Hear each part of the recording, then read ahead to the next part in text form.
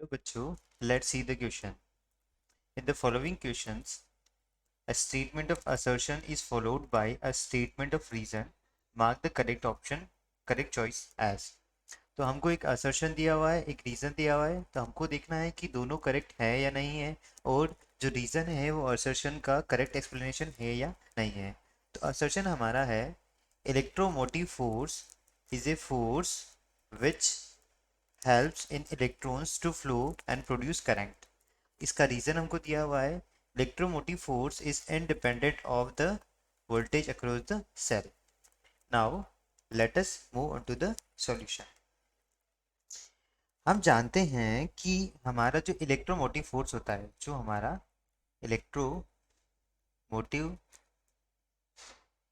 Force होता है, that is EMF, वो एक्चुअल में कोई फोर्स नहीं होता है. EMF कोई फोर्स नहीं होता है. ये EMF जो हमारा होता है वो होता है voltage difference between two terminals. Voltage difference between two terminals of a source in open circuit.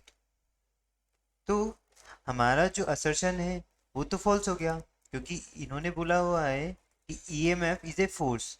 तो EMF कोई फोर्स नहीं होता. EMF एक्चुअली क्या होता है? वोल्टेज डिफरेंस होता है दो टर्मिनल्स के बीच में, किसी सोर्स के किसी ओपन सर्किट में.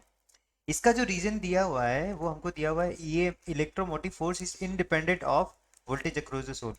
ये भी इनकरेक्ट होगा, क्योंकि EMF तो होता ही वोल्टेज डिफरेंस है दो टर्मिनल के बीच में. तो EMF जो होता है वो तो डिपेंड करेगा ही वोल्टेज पे, वो इंडिपेंडेंट नहीं हो सकता है.